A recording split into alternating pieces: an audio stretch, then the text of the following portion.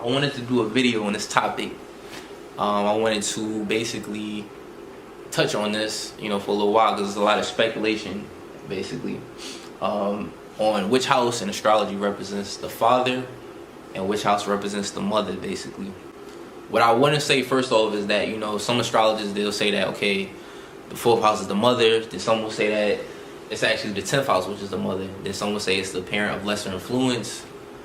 And then some will say, back to that 10th house that, okay, this is the father. And some might say, well, nah, this is the mother, the 10th house. So my thing is, in astrology, it shouldn't be all of this uncertainty or this, it should be something I set in stone, like what's what, who's who. So what I'm going to do is I'm going to leave a link in the description. You can check below this YouTube video to where I actually learned this from. It actually comes from a Vedic astrologer, the woman, and I found it to be very accurate in my readings, at least with interpreting the house that represents the father. Also, another thing I want to say is that a lot of times we learn best from experience, and I guess you could say seeing is believing. So I got permission from a couple of people who I've done their chart readings, and excuse the noise in the background, but basically I got permission to use their chart. So I'm gonna put this in the video so you can see when I get to the fourth house and the house that represents the father, which I'm actually about to say, you'll actually be able to see that it resonated with that person. The fourth house is the mother. When we think about the fourth house, it would correspond with Cancer, and Cancer is the mother of the zodiac. So if that's the case, basically, which I've definitely seen, you would think opposite of that, in that 10th house would be the father. However, I've come to the conclusion that it's actually not the father either. I've come to the conclusion that the 9th house is actually the father. And you might be like, well, what? That don't even make sense. Why would that make sense? But again, check the link in the description. I'll give her the credit where I learned it from, this Vedic astrologer. Check out her videos. But she basically was explaining how, from the first house in astrology represents you. It's the self, your physical appearance, right? Now, 5 houses away from that would represent children. It represents in particular your first child, but we can just say children. So we're going to count over it. So you see, first we got houses 1, 2, 3, the 4th house, and then the 5th house. This is children right here. So now if we go back to your first house, 5 spaces before you, or 5 houses before you, this would represent your father, and that would be basically the 9th house. All right, so we're going to count backwards from house 1. So house 1 will be the first house.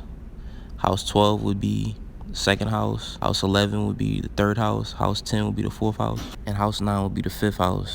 So from his perspective, the 9th house, when we trace that back to the first house, that's you. So you're the child, basically, from the father.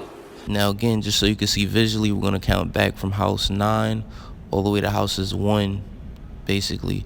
So that way you can see how you would be your father's child. So house 9 is the first house. House 10 is 2. House 11 is 3.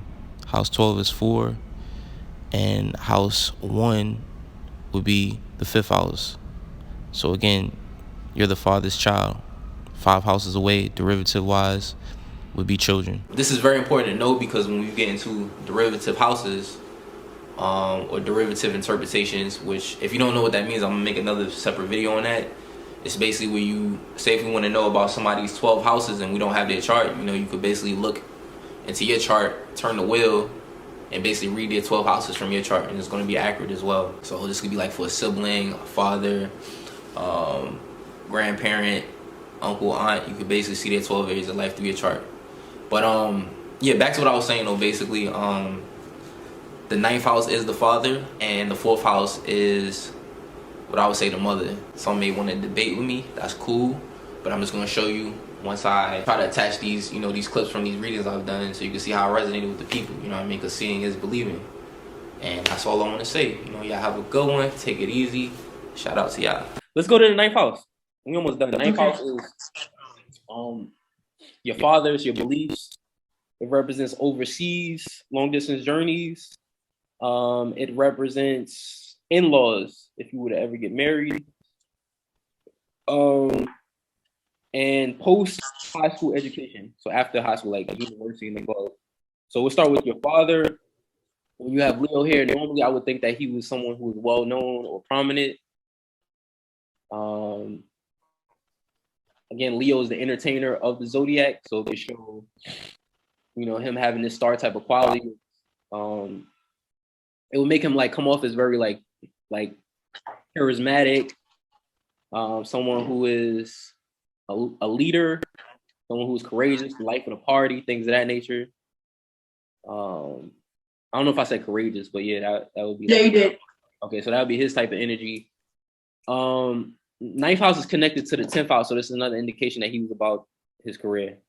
It's shown again, basically, with the sun being in this house too. Beliefs.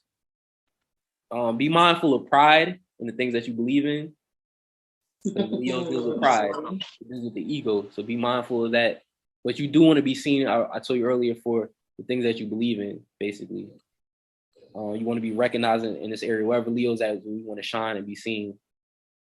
That's so crazy that you mentioned my dad and then said something about my beliefs and pride, because my dad used to always tell me, take pride in what you do. Take pride in what you do. Be prideful. And guess what? Remember I said a lot of these things we get from our family?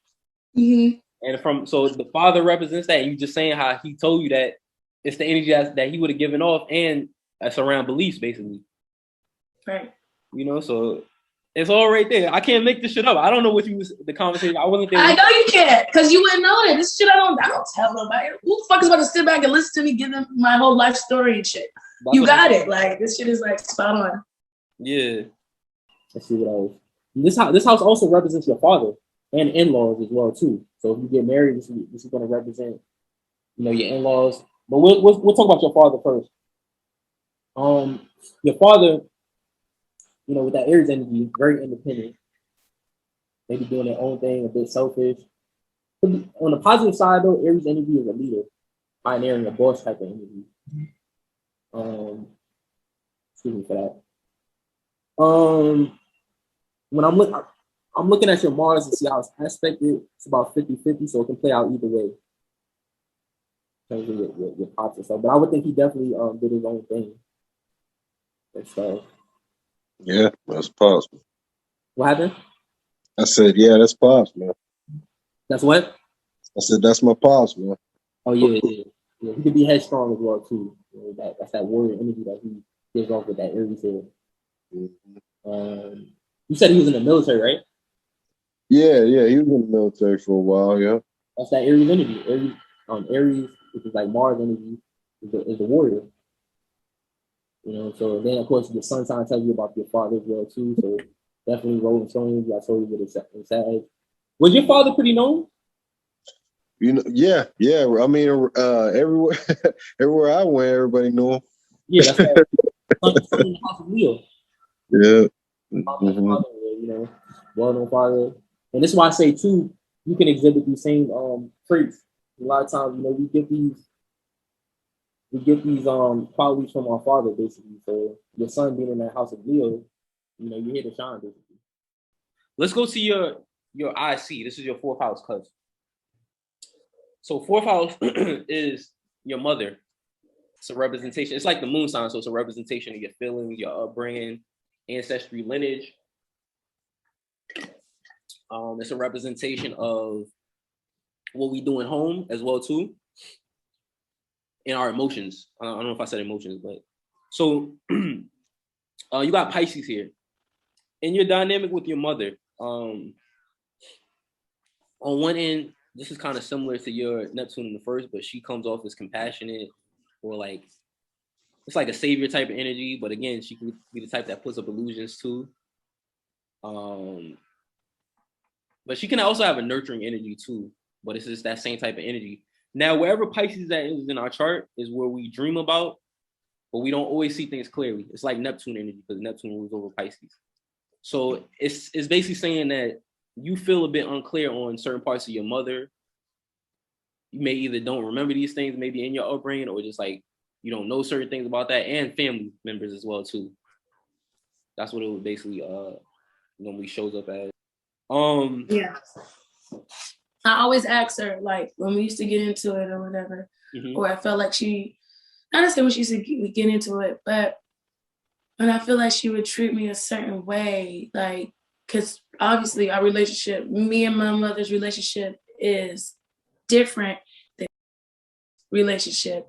Can I But I stop think you it's can I say one thing before you go on? Do you feel like she was closer to Aaron than you? Oh yeah, I can see that in the chart. she is. I can see that in the chart. But go ahead. I just want to say that. Go ahead. Yeah. I was just saying that, like, she is closer to because Aaron is someone that. Let's move on. Let's move on to the fourth house. Fourth house in Gemini. Fourth house in Gemini is, besides the moon sign, it's your mother. Okay. So it's your mother, your emotions, your family, your upbringing, ancestry, lineage, and it also will tell us about latter part of life, basically. So we'll start with more about your mother. This makes her come off as youthful in her either her appearance or just like her energy. Oh yes, she's a child at heart. Yeah, Gemini is a very youthful energy. But she could be secretive. Oh, she's secretive too. Yeah. She's a lot. What happened? She's a lot. She's all over the place with it. That's the twins, Jack of all, that Gemini energy. Yes, and she's a Gemini moon and a Scorpio rising with a Libra sun. So she's all over the place.